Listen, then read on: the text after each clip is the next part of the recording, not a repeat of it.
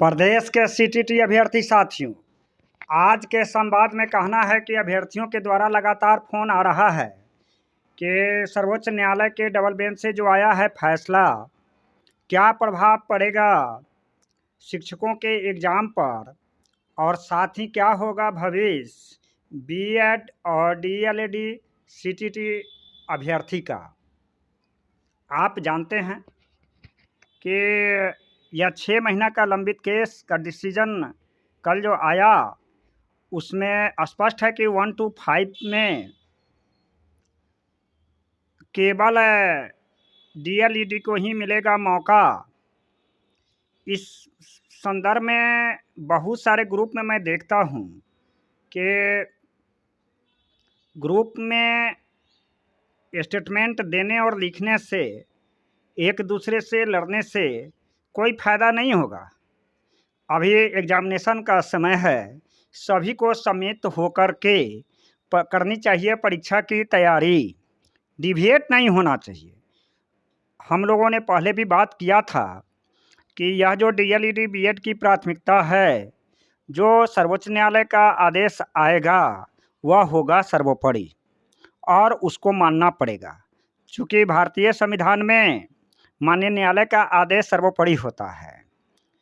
इस संदर्भ में मुझे कहना है कि जो होना था सो हो गया, जो हो रहा है वही होगा। बढ़ाए क्यों यूँ रंज अपना, आपसे रंजिश नहीं होना चाहिए।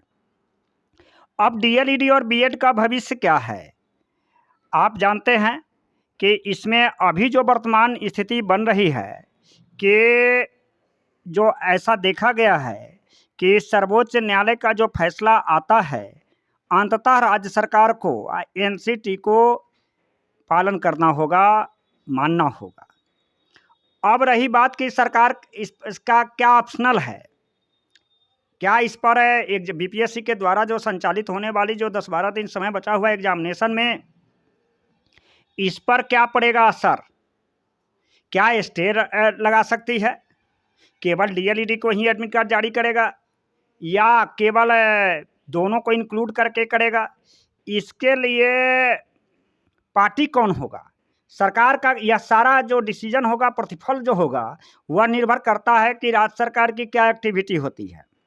राज्य सरकार अगर क्विक एक्शन लेती है, बीएड के पक्ष में अगर जाती है, उसका एक्शन चूँकि अप्लाई कराया हुआ है बीपीएससी के द्वारा और शिक्षा विभाग के द्वारा जो नोटिफिकेशन निकला हुआ है, उस नोटिफिकेशन को बचाने के लिए राज्य सरकार जा सकती है सर्वोच्च न्यायालय के यदि रिव्यू में जाती है तो उस समय में यह कहेगी कि से भाई एग्जामिनेशन चल रहा है, आप पहले भी बताए ही होंगे, इसलिए रिव्यू में जाकर के जो डिसीजन होगा वह होगा।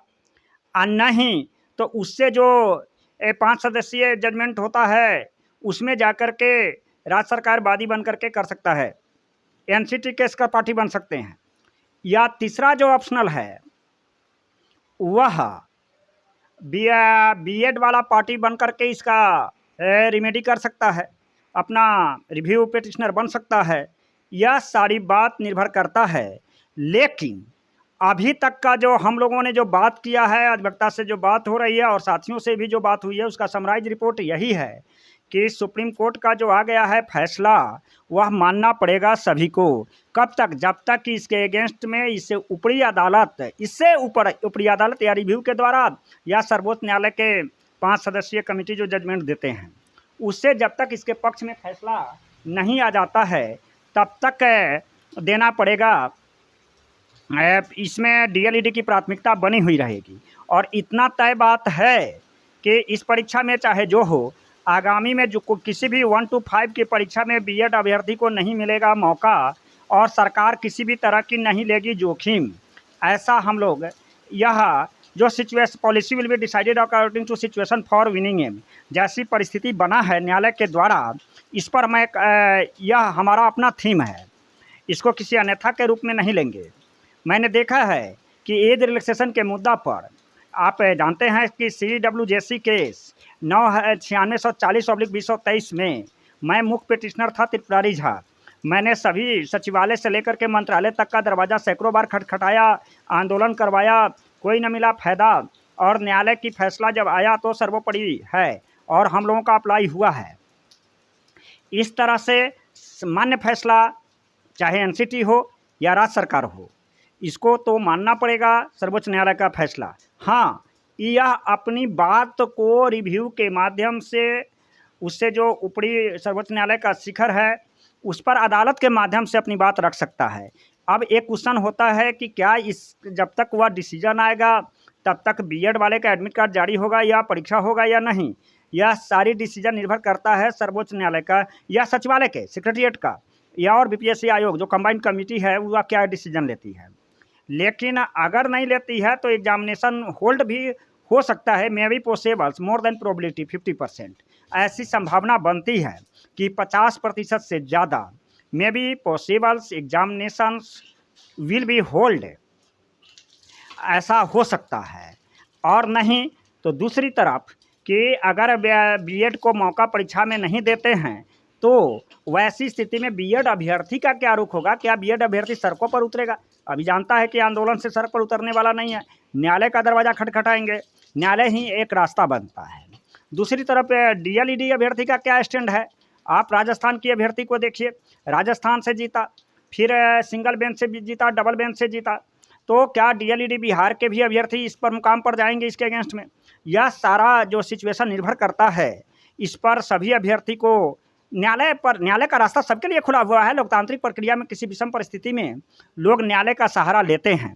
डीएलईडी के भी खुला अधिकार है लोकतांत्रिक प्रक्रिया के तहत कि अपनी बात को कायम रखने के लिए अगर किसी अगेंस्ट में फैसला कोई वादी बनता है तो यह भी जा सकता है, या बीएड वाले का भी अधिकार है। लेकिन मैं एक सुझाव दूंगा, अपील है त्रिपुरारी झा का, पूरे प्रदेश के साथियों का, शिक्षक अभ्यर्थियों का, कि इस मुद्दा पर व्हाट्सएप और ग्रुपबाजी में समय न बर्बाद करें, क्योंकि आपका भविष्य का पूरा टाइम टू टाइम 100% यूटिलाइजेशंस और कंजम्पशंस आपको एग्जामिनेशंस प्रिपरेशंस में बिताना चाहिए। यह आपका बहुमूल्य समय है। कहीं इस व्हाट्सएप बाजी में आपका समय तो बर्बाद तो नहीं हो रहा है। To be care prevent for time misuse, all are keep in mind, this is the necessary maintain by all over candidate belong from Bihar.